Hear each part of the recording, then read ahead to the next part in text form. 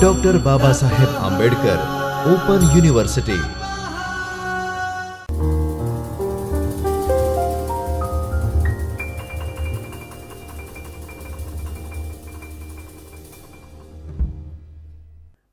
Good afternoon, dear students.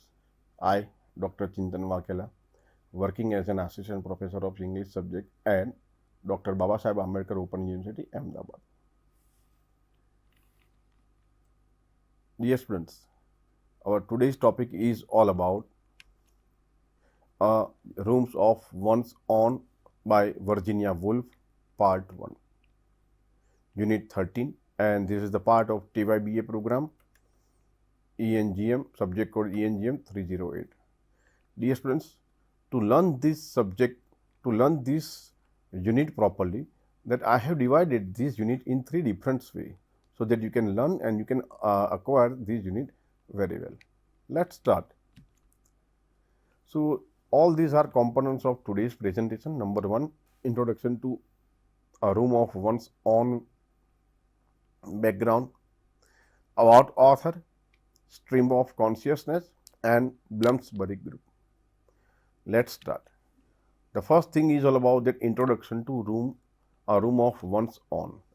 First of all, we must have some basic information that a Rooms of One's Own has been written by Virginia Woolf, A Room of One's Own, in the year of 1929. In an important feminist book that emphasized the need for women to have financial and personal independence to write. She also discusses the educational, social, and financial challenges women have faced. Her well-known statement, "A woman must have money and a room of her own if she is to write fiction." Dear students, Virginia Woolf, that she has given a mind-blowing contribution for the women and some suggestion that a woman must have a money and a room of her own if she is to write fiction. See, some of the books focus on freedom and stability. Using a fictional narrator, Woolf cleverly explores the conditions needed for women to succeed in literature, making this work a key of feminist thought also. In next slide, we are having the background about a particular book. Virginia Woolf's A Room of One's Own comes from 2 lectures she gave at Cambridge in October 1928. It was published as a book in 1929 with 6 chapters. Through a fictional narrator, Woolf examines women's role as writers and characters in the literature. Next slide is all about author.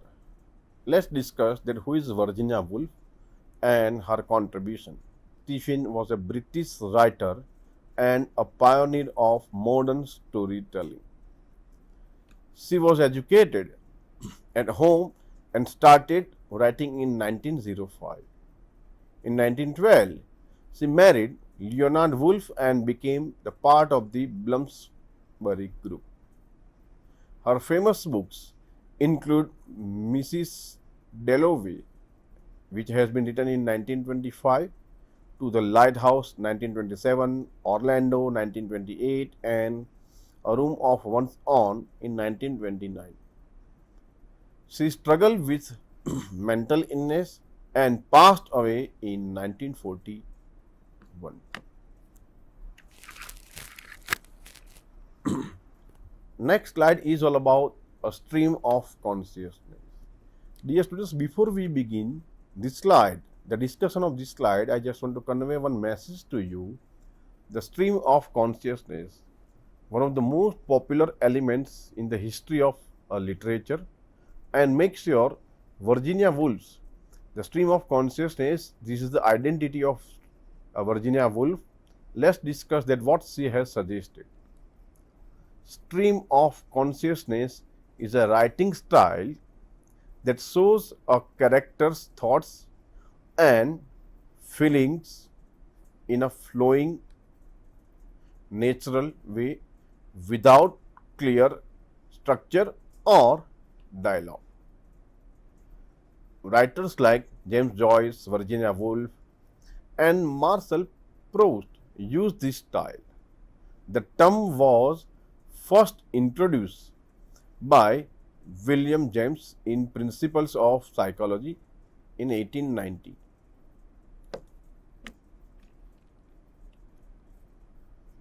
Next slide is all about Bloomsbury group.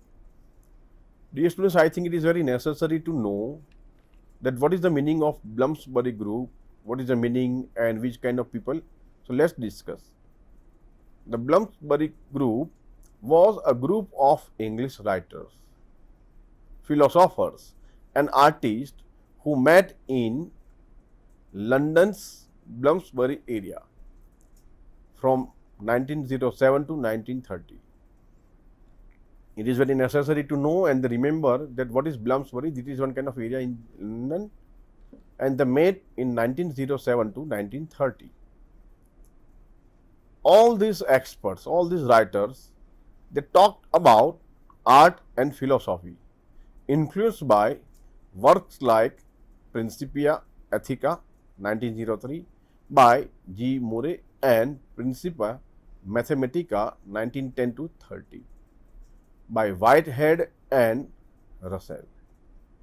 Important members included Virginia Woolf also for her siblings and Clive and Vanessa Bell.